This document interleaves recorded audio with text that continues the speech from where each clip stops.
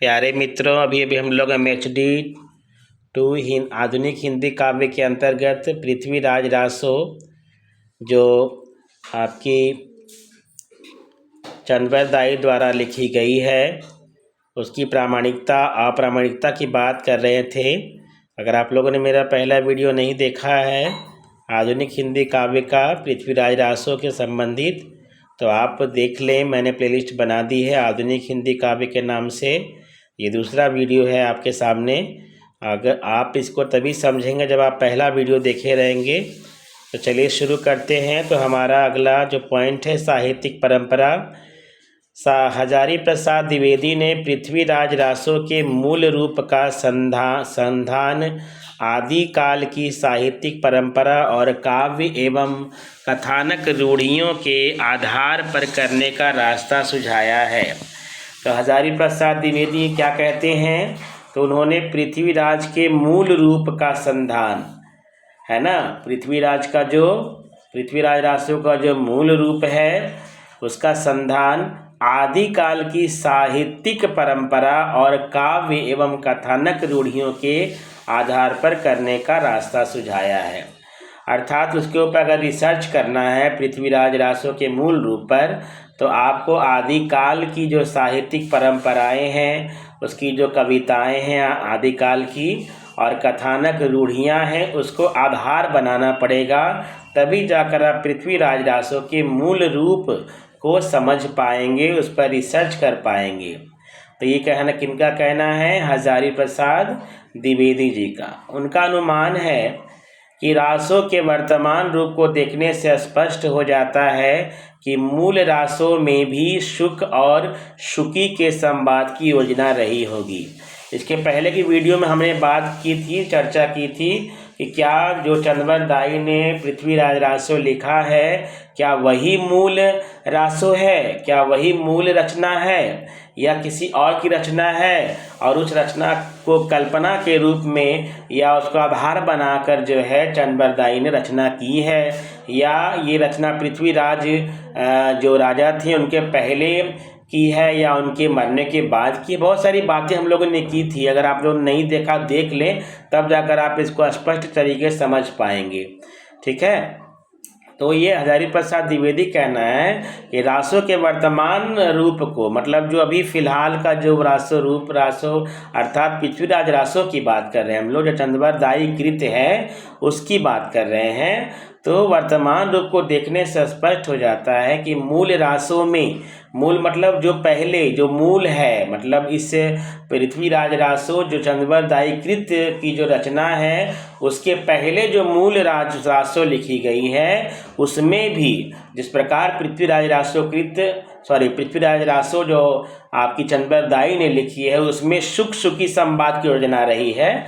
और ये बात किन्होंने कही है? हजारी प्रसाद द्विवेदी ने। इसको नोट कर लेंगे आप। ये क्वेश्चन पूछा जाता है कि शुक और शुकी संवाद की योजना किस काव्य में थी? ठीक है, किस रासो काव्य में थी? तो वो थी पृथ्वीराज रासो काव्य में, जो चंद्रदाई ने लिखी थी। तो ये जो परंपरा है, जो योजना है शुकी संवाद की, ये उस मूल रासो में भी थी। ये कहना है हजारी प्रसाद द्विवेदी का।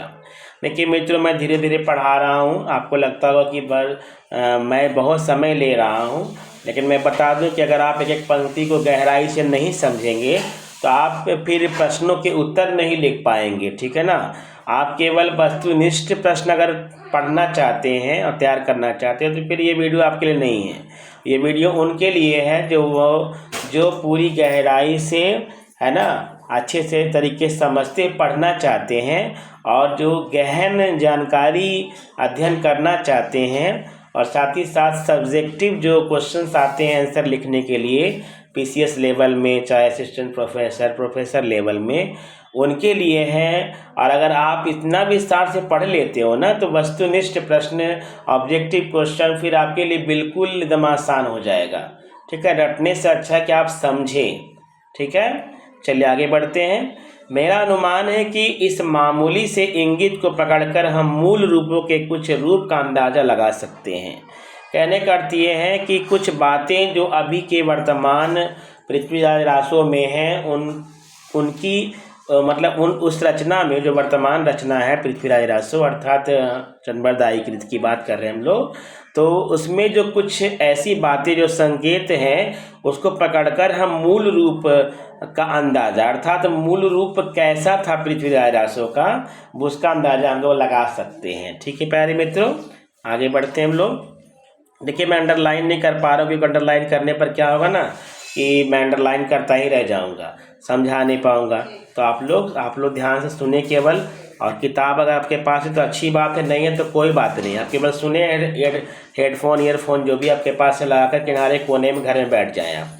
ठीक है, घर का काम भी होता रहेगा, आपकी पढ़ाई भी होती रहेगी। वर्तमान रूप में प्राप्त रासों में अनेक स्थलों पर शुक शुकी संवाद से कथा का उपक्रम है। तो वर्तमान जो रासो है पृथ्वीराज रासो, उसमें अनेक स्थलों पर शुक शुकी संवाद से कथा का क्या किया गया है, उपक्रम किया गया है। मध्यकालीन प्रबंध काव्यों में कथा का प्रारंभ प्रायः दो पात्रों के संवाद के माध्यम से किया जाता है। तो कथा का प्रारंभ कब की बात कर रहे हैं हम लोग, मध्यकालीन प्रबंध काव्यों की बात कर रहे हैं। ठीक है ना, उसमें जब कथा की शुरुआत होती थी तो दो पात्रों के संवाद के माध्यम से कथा की शुरुआत होती थी। रासों में अनेक स्थलों पर शुक शुकी संवाद की योजना है, अर्थात रासों में भी मध्यकालीन प्रबंध काव्य की भांति जो है उसमें जो है अनेक स्थलों पर शुक शुकी संवाद के माध्यम से कथा की शुरुआत की गई है। जैसे देखिए यहाँ पर लिखा गया है, जो संपादक हजारी प्रसाद द्विवेदी और संपादक नामवर सिंह के द्वारा जो पृथ्वीराज रासो, जो संक्षिप्त पृथ्वीराज रासो है, उसकी कुछ पंक्तियाँ यहाँ दी गई हैं जिसमें शुक शुकी संवाद की योजना दर्शाई गई है। ठीक है ना, तो मैं पढ़ देता हूँ। सुकी कहे सुख संभरव कहो कथापति प्राण, पृथु भोरा भीमंग पहु किए हुआ वैर वितान। जम्पी सुकी सुख प्रेम करी आई अंत जो बत, इच्छिनी पृथयः व्याह विधि सुख सुनन्ते गत। पुच्छ कथा सुख कहो समह ग्रंथवी, सुप्ते मही श्रवण मम्बी संजोगी, राज समधरी सुने मही। तो ये जो रचना है, पंक्ति जो लिखी गई है, ये हजारी प्रसाद द्विवेदी और नामवर सिंह की है, जिसमें शुक शुकी संवाद की योजना को दर्शाया गया है। तो ये एग्जाम्पल के रूप में दिया, इतना इम्पोर्टेंट नहीं है, बस आप इसको समझ लें, देख लें एक बार। हर चीज़ को लिखने की ज़रूरत नहीं है, ना ज़्यादा दिमाग लगाने की, बस कुछ कुछ बातें हैं आप उनको समझते जाएं ताकि आपके प्रश्न तैयार होते रहें और आपके दिमाग में एकदम बैठा रहे कि भाई ये क्वेश्चन अगर आता है तो मैं आराम से लिख पाऊँगा या लिख पाऊँगी। मध्यकालीन प्रबंध काव्यों में अब बात कर रहे हैं हम लोग कब की, मध्यकालीन प्रबंध काव्य में। देखो ये जो हमारी जो रचना है पृथ्वीराज रासो, ये प्राचीन काल की रचना है, आदिकाल की रचना है, आप पढ़े भी होंगे। ठीक है ना, लेकिन हम लोग ये बात करने लगे, इसकी बात करने लगे मध्यकालीन प्रबंध काव्यों में रचनाकार या वाचक बीच बीच में स्वयं भी पात्र के रूप में सामने आते हैं। ठीक है ना, तो मध्यकालीन प्रबंध काव्य में क्या होता है बताइए, इसमें रचनाकार यानी जो लिखने वाला है और वाचक अर्थात जो बोलने वाला है, ठीक है, बीच बीच में स्वयं भी, वाचक कौन होता है, जो पात्रों का जो संवाद योजना तैयार करता है उसे वाचक कहते हैं। ठीक है ना, तो बीच बीच में स्वयं भी ये दोनों अर्थात रचनाकार और वाचक पात्र के रूप में सामने आते हैं। मानस में अर्थात आपके जो तुलसीदास की जो रचना है तुलसीदास रचना रामचरितमानस, ठीक है, रामचरितमानस में भी ऐसा किया गया है। ठीक है ना, उसमें भी आपके बीच बीच में वाचक और रचनाकार के संवादों को दिया गया है और वो पात्र के रूप में हमारे सामने आए हैं। जैसे तुलसीदास कृत आपके रामचरितमानस में शंकर पार्वती का जो संवाद है उसी से तो शुरुआत होता है ना आपका। ये रामचरितमानस की जो संवाद योजना है शंकर पार्वती से, और उसके बाद काकभुसुंडी आदि पात्र के रूप में भी आते हैं। और भी इसमें बहुत कुछ है, लेकिन हम लोग पृथ्वीराज रासो पढ़ रहे हैं तो ज़्यादा चर्चा नहीं करेंगे। रासों में शुक शुकी कथा कहने सुनने की भूमिका निभाने के साथ साथ पात्र रूप में भी प्रस्तुत होते हैं। तो शुक शुकी कथा कहने सुनने की भूमिका भी निभाते हैं और पात्र रूप में भी प्रस्तुत होते हैं। किसमें? पृथ्वीराज रासों में। संयोगिता और पृथ्वीराज की, संयोगिता और पृथ्वीराज रासों में भाई इन्हीं दोनों की प्रेम कहानियां हैं, संयोगिता की और पृथ्वीराज की। ठीक है, ये सीरियल भी बहुत सारा निकला हुआ है, इस पर आप सीरियल को भी देख सकते हैं समझने के लिए। ठीक है ना। प्रेम कथा में पहले तो शुक नरभेश धरी साकार पृथ्वीराज के पास चला जाता है, उधर दूजी अर्थात शुकी भी उड़कर संयोगिता के पास चली जाती है। तो प्रेम कथा में पहले कौन? शुक कहाँ चला जाता है? पृथ्वीराज के पास। और शुकी कहाँ चली जाती है? संयोगिता के पास। तो ये कथा कहने के लिए जाते हैं दोनों, है ना। शुक जाता है पृथ्वीराज के पास और शुकी संयोगिता के पास। पंडित हजारी प्रसाद द्विवेदी ने लक्षित किया है, यानी हमारा ध्यान उसकी ओर मतलब केंद्रित किया है। इन्होंने पंडित हजारी प्रसाद द्विवेदी ने कि शुक शुकी संवाद के रूप में रासों का जो रूप प्रस्तुत होता है वह काव्य सौंदर्य की दृष्टि से भी उत्तम है ना। उन्होंने कहा है कि शुक शुकी संवाद के रूप में पृथ्वीराज रासों का जो रूप प्रस्तुत हुआ है वह काव्य सौंदर्य की दृष्टि से क्या है? उत्तम है। ये सब इम्पोर्टेंट कथन है। अगर आपकी इच्छा हो, कॉपी कलम ली है आपने तो नोट कर लें। ठीक है, क्योंकि शुक शुकी संवाद जहाँ आएगा वहाँ आपके पंडित हजारी प्रसाद द्विवेदी होंगे और उनसे जुड़ी हुई जो उनसे जुड़े हुए जो कथन हैं हजारी प्रसाद द्विवेदी के कथन जो हैं बहुत महत्वपूर्ण होते हैं परीक्षा में। पृथ्वीराज के 3 विवाहों इच्छिनी, शशिव्रता और संयोगिता की कथा की योजना शुक शुकी के संवाद के माध्यम से ही की गई है। तो उन्होंने 3 शादियां की थी पृथ्वीराज रासों ने, इच्छिनी से, शशिव्रता से और संयोगिता। तो इन तीनों की कथा योजना जो है किसके संवाद के माध्यम से हुई है? तो वो है शुक और शुकी के संवाद से। पृथ्वीराज रासों के अद्यतन संपादक जिनका नाम है डॉक्टर माता प्रसाद गुप्त, है ना, ये पृथ्वीराज के अद्यतन संपादक हैं। रासों के मूल रूप पर विचार करते हुए इस निष्कर्ष पर पहुँचे हैं कि मूल रासों में उक्ति श्रृंखला और छंद श्रृंखला की पद्धति थी। उनका कहना है कि रासों के लघुतम पाठ में उक्ति और छंदों की यह श्रृंखला बहुत कुछ सुरक्षित है। तो इतना इम्पोर्टेंट नहीं है, आगे जो लाइन हम लोग पढ़ते चलेंगे। डॉक्टर माता प्रसाद गुप्त ने रासों के सभी पाठों का तुलनात्मक विवेचन करके उसका पाठ शोधन किया है। इस प्रक्रिया के दौरान उन्होंने पाया कि रासों के मूल रूप में उक्ति श्रृंखला एवं छंद श्रृंखला का निर्वाह था। उक्ति श्रृंखला का तात्पर्य यह है, तो उक्ति श्रृंखला क्या होती है ये बताया है माता प्रसाद गुप्त ने पृथ्वीराज रासों की भूमिका में, जो संपादक भी हैं। यदि ध्यानपूर्वक देखा जाए तो यह दिखाई पड़ेगा कि धारणोक्त प्रति में अनेक स्थलों पर एक रूपक में प्रायः उसके अंत में जो उक्ति आई है उसकी कुछ न कुछ शब्दावली बाद वाले रूपक में प्रायः उसके प्रारंभ में भी है और इस प्रकार एक उक्ति श्रृंखला बनी हुई है। चलिए आगे बढ़ते हैं हम लोग। जैसे एक छंद इस प्रकार है, जो थिर रहे सु कहूँ किन्हु पूछ तुम्ह सोई। अगले छंद में थिर शब्द मौजूद है। थिरु भाले बल भल्लभ मिलन जऊ जौवन दिन होई। पूर्वापर छंदों में उक्तियों के समान प्रयोग को डॉक्टर गुप्त ने उक्ति श्रृंखला कहा है। तो एग्जाम्पल जो दिया गया है इसी को शायद उक्ति श्रृंखला कहा जाता है। चलिए इतना इम्पोर्टेंट नहीं, मैंने ऐसा कुछ क्वेश्चन देखा नहीं इस तरह से आते हुए, तो हम लोग इस पर ज़्यादा चर्चा नहीं करेंगे। चलिए आगे बढ़ते हैं हम लोग। तो ये थोड़ा लास्ट लाइन है कि आप पृथ्वीराज रासों को पूर्णतः जाली या भन्न भड़ंत नहीं समझा जाता। तो पृथ्वीराज रासों को जो हमारे जो रामचंद्र शुक्ल हैं उन्होंने भट्ट भड़ंत कहा था, ठीक है ना, और जाली भी कुछ कहा था ऐसे कह के। तो ऐसा अब नहीं समझा जाता है पूर्ण रूप से। जहाँ तक उसके मूल रूप का प्रश्न है तो आचार्य हजारी प्रसाद द्विवेदी उसका निर्णय साहित्यिक परंपरा एवं काव्योत्कर्ष की दृष्टि से करना चाहते हैं और डॉक्टर माता प्रसाद गुप्त पाठलोचना की दृष्टि से।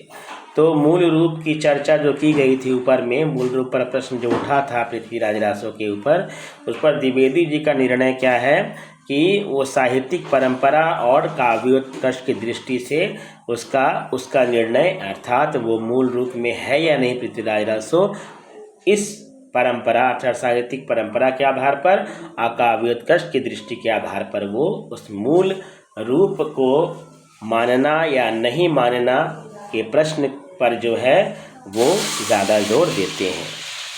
अब हम लोग बात करते हैं पृथ्वीराज रासो की भाषा का, ठीक है। ये रासो की भाषा क्या रही, है ना। ऐसे तो आपको पता है कि ये अवधी भाषा में लिखी गई है, ठीक है ना। रासो की भाषा के विषय में विद्वानों में पर्याप्त मतभेद है। देखिए, भाषा को लेकर भी जहाँ मूल पाठ को लेकर और अनेक बातों को लेकर मतभेद रहा, कोई इस ग्रंथ को जाली कहता है, कोई प्रामाणिक कहता है, कोई अप्रामाणिक कहता है, उसी तरह से भाषा को लेकर भी विद्वानों में बहुत मतभेद रहा। पृथ्वीराज रासो की भाषा पर टिप्पणी करते हुए शुक्ल ने लिखा है, क्या लिखा है देखिए, ये तो बहुत इम्पोर्टेंट है, आप इसको नोट कर लेंगे कि रामचंद्र शुक्ल क्या कहते हैं भाषा को लेकर। किसकी भाषा को लेकर? पृथ्वीराज की भाषा को लेकर वो क्या टिप्पणी करते हैं, ये आप लिख लेंगे कॉपी में, बहुत अच्छा रहेगा आपके लिए। भाषा की कसौटी पर कसते हैं और भी निराश होना पड़ता है। अगर वो बात कर रहे हैं पृथ्वीराज रासो की भाषा की, अगर भाषा की कसौटी पर कसा जाए तो और भी निराश होना पड़ता है। क्यों भाई? क्योंकि वह बिल्कुल बेठिकाने हैं। क्यों बेठिकाने? बेठिकाने मतलब क्या हुआ? मतलब इसका ठिकाना ना हो, कोई भी भाषा कहीं भी डाल दी गई है, मतलब अव्यवस्थित ढंग से क्रमहीनता प्रस्तुत किया गया है ना। और भी बहुत सारा अर्थ हो सकता है, लेकिन उतना बोलना सही नहीं है क्योंकि शायद आपको बोर न लगने लगे, इसलिए मैं कम बोलता हूँ। आप कहेंगे कम तो बोलता ही नहीं ऐसा, लेकिन फिर भी चलिए आगे बढ़ते हैं। उसमें व्याकरण आदि की कोई व्यवस्था नहीं है ना। शुक्ल जी कहते हैं कि पृथ्वीराज रासो की जो भाषा है उसमें व्याकरण की कोई व्यवस्था नहीं है, मतलब व्याकरण का जो ध्यान है वो भाषा में दिखाई नहीं देता है रासो की। दोहों की और कुछ कुछ छप्पयों की भाषा तो ठिकाने की है, पर त्रोटक आदि छोटे छंदों में तो कहीं कहीं अनुस्वारांत शब्दों की ऐसी मनमानी भरमार है कि जैसे किसी ने संस्कृत प्राकृत की नकल की है।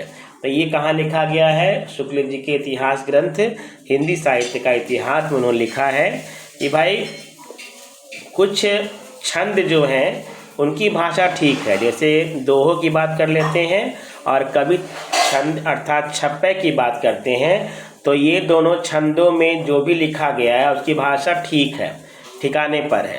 परंतु एक छंद है जिसे नाम लिया गया है त्रोटक छंद, इसका प्रयोग रासों में किया गया है। अनेक छंदों का प्रयोग किया गया है, लेकिन मुख्य रूप से छप्पे छंद प्रमुख रूप है, ठीक है ना, ये ध्यान रखेंगे आप पृथ्वीराज रासो की। त्रोटक का जो प्रयोग किया गया है कवि के द्वारा, उस छंद में जो है अनुस्वारांत शब्दों का मनमाना रूप से जो है बिना ज़रूरत के, बिना मतलब हेतु के ऐसे ही प्रयोग कर दिया गया है, और उसको देखकर ऐसा लगता है जैसे कि संस्कृत प्राकृत की नकल की है, ठीक है ना। तो ये लिखा है हमारे शुक्ल जी ने, तो अगर इसको नोट करना चाहें तो नोट कर लें आप। ये कहते हैं पृथ्वीराज रासो की भाषा के बारे में शुक्ल जी कहते हैं, ठीक है ना। तो आइए आगे बढ़ते हैं हम लोग।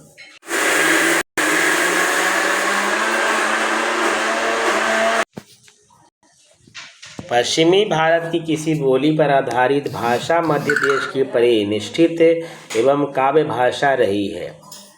तो अनेकों प्रकार से अनेकों मतभेद हैं भाषा को लेकर भी पृथ्वीराज रासो की।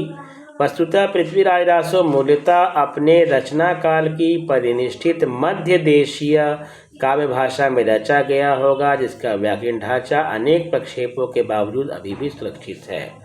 रासो की भाषा पर विचार करते समय स्वयं रासोकार की इस उक्ति की उपेक्षा नहीं की जा सकती, जिसके अनुसार उन्होंने अपनी काव्य भाषा को षड भाषा पुराणम च कुराणम च कथितम मया कहा है। तो ये चंद्रवरदायी ने रासों की भाषा के लिए लिखा है, काव्य भाषा के लिए, कि षड भाषा पुराणम च कुराणम च कथितम मया कहा है। यह षड भाषा एक प्रकार की उक्ति रूढ़ी है, लेकिन यह काव्य भाषा विषयक गुत्थी को सुलझाती भी है। यह बात यह है कि काव्य भाषा का व्याकरण ढांचा मूलतः तो किसी एक ही बोली या भाषा पर टिका होता है, किंतु काव्य भाषा में अनेक क्षेत्रों की शब्दावली समाहित होती है। कहने का अर्थ ये है कि काव्य भाषा में जो व्याकरणिक ढांचा है वो एक बोली पर या भाषा पर टिका है, लेकिन वो अनेक क्षेत्रों की शब्दावली का उसमें प्रयोग किया जाता है। बल्कि थोड़ा बहुत व्याकरणिक रूप भी क्षेत्रीय बोलियों से प्रभावित हो जाता है। मध्य देश की काव्य भाषा आजकल खड़ी बोली पर टिकी है, किंतु उसमें अवधी, ब्रजी, भोजपुरी, राजस्थानी, पहाड़ी आदि बोलियों के शब्द भी समाहित हैं। यदि मैथिली क्षेत्र के कवि दिनकर खड़ी बोली में रचना करेंगे तो मैथिली का रंग आ जाना स्वाभाविक है, ठीक है ना। अगर दिनकर जो मैथिली क्षेत्र कवि हैं और खड़ी बोली में भी लिखेंगे तो कुछ ना कुछ रंग, कुछ ना कुछ स्वाद जो है वो मैथिली भाषा का है, क्योंकि प्रभावित हैं वो उस क्षेत्र से। जैसे अज्ञे की भाषा में पंजाबी या भवानी प्रसाद मिश्र की भाषा में मालवी आ जाती है। अज्ञे जो हैं वो नई कविता के सूत्रधार माने जाते हैं, लेकिन उनकी भाषा में पंजाबी आ ही जाती है और भवानी प्रसाद मिश्र की भाषा में मालवी आ जाती है, क्योंकि ये दोनों का क्षेत्र अपना अपना क्षेत्र है। पंजाबी अज्ञे जी का है और भवानी प्रसाद मिश्र जी का मालवी क्षेत्र है। बिल्कुल यही स्थिति रासों की काव्य भाषा के विषय में समझना चाहिए। सेम टू सेम एक कंडीशन किसके बारे में, रासों के कंडीशन में भी समझना चाहिए।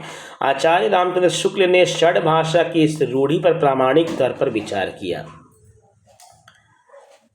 यद्यपि एक सामान्य साहित्यिक भाषा किसी प्रदेश विशेष के प्रयोग तक ही सीमित नहीं रह सकती, पर वह अपना ढांचा बराबर बनाए रखती। इस संदर्भ में भिखारी दास के काव्य निर्णय का निम्नलिखित दोहा उद्धृत यहाँ किया गया है, जो षड भाषा का विश्लेषण करता है। क्या कहता है काव्य निर्णय में जो लिखा है भिखारी दास ने, कि ब्रज मागधी मिले अमर नाग यवन भाखानी, सहज फारसी हूँ मिले षड विधि कहत बखान। अर्थात ब्रजी, मागधी, संस्कृत, प्राकृत, अपभ्रंश, तुर्की और फारसी सहज रूप से मिलती है, यही षड भाषा कहलाती है। मतलब जहाँ इन भाषाओं का मिलान होता है, सहज रूप से मिल जाती है, वही षड भाषा है। कहने का तात्पर्य यह है कि जब चंद में, चंद मतलब आपका चंद्रवरदायी जो कृत पृथ्वीराज रासो है, चंद में षड भाषा पुराणम च पुराणम न कथितम मया कहा, तो उनका तात्पर्य 6 भाषाओं में काव्य रचना का नहीं था, है ना। जो चंद ने लिखा है, चंद्रवरदायी ने अपनी कविता के लिए कविता की भाषा के लिए उसमें 6 भाषाओं की चर्चा नहीं की है इस पंक्ति में। उनकी काव्य भाषा में षड भाषा मिली है। मध्य देश की काव्य भाषा में अनेक क्षेत्रीय शब्दों का समावेश था, यह आशय है। मतलब मध्य देश की काव्य भाषा में जो अनेक क्षेत्रीय शब्दों का प्रयोग किया गया है, उनका ये कहना था। पुराणम संस्कृत और कुराणम से आश्चर्य तुर्की, अरबी, फारसी से होना चाहिए। रासों की भाषा आदिकालीन साहित्य की काव्य भाषा है, तो पता है आपको, क्योंकि रासो काव्य की रचना ही आदिकाल में हुई, तो आदिकालीन साहित्य की काव्य भाषा से प्रभावित है रासो की भाषा। आदिकाल को संधि काल कहा जाता है। उसकी काव्य भाषा में क्षीयमाण अपभ्रंश की भाषाई प्रवृत्तियों, उदयमान आधुनिक भारतीय आर्य भाषाओं का मेल है। क्योंकि प्राचीन काल में जो है पाली, प्राकृत, अपभ्रंश, देखिए ये 3 जो भाषाएं थीं आपकी ज़्यादा प्रयोग की जाती थी। संस्कृत भी थी, ठीक है ना। तो सबका मेल जोल जो है ये मिला हुआ है इस काव्य में। उसकी काव्य भाषा में छिन्मय अपभ्रंश की भाषाई प्रवृत्तियाँ पाई जाती हैं, है ना। और उदयमान यानी उदित होती हुई आधुनिक भारतीय आर्य भाषा, पाली, प्राकृत, अपभ्रंश की बात कर रहे हैं हम लोग, इसका भी मेल है। अपभ्रंश की प्रवृत्तियाँ पूरी तरह समाप्त नहीं हुई और आधुनिक भारतीय आर्य भाषाएं पूर्णतः प्रतिष्ठित नहीं हुई। कहने का अर्थ ये हुआ कि सबका मेल हो गया इसमें, चाहे अपभ्रंश की जो प्रवृत्तियां हैं वो भी खत्म नहीं हो पाई, वो भी मिल गई, और आधुनिक भारतीय आर्य भाषाएं वो पूर्णतः प्रतिष्ठित नहीं हुई थी, वो भी मिल गई। किंतु रासों में पुरानी हिंदी का स्वरूप झलकने लगता है। पुरानी हिंदी अपभ्रंश से मिलती जुलती होने पर भी 3 प्रवृत्तियों के कारण अपभ्रंश से भिन्न एवं विशिष्ट हो जाती है। तो ये इतना इम्पोर्टेंट नहीं है, चलिए आगे बढ़ते हैं हम लोग।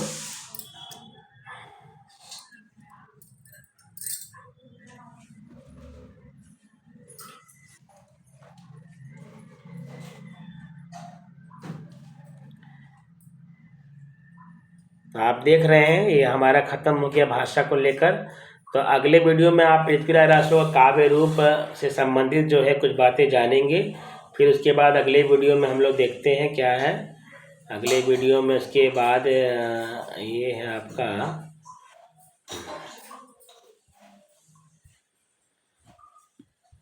पृथ्वीराज रासो काव्यत्व आ जाएगा, काव्य का तत्व क्या क्या है पृथ्वीराज रासो का। फिर विषय वस्तु आ जाएगा, कथानक, इसमें बहुत सारा टॉपिक है अभी पृथ्वीराज रासो को लेकर। उसके बाद आके विद्यापति आएंगे, फिर अनेकों कवि कवित्री और उनके काव्य रचनाएं आएंगी। ठीक है ना, चलिए आज के लिए इतना ही, धन्यवाद।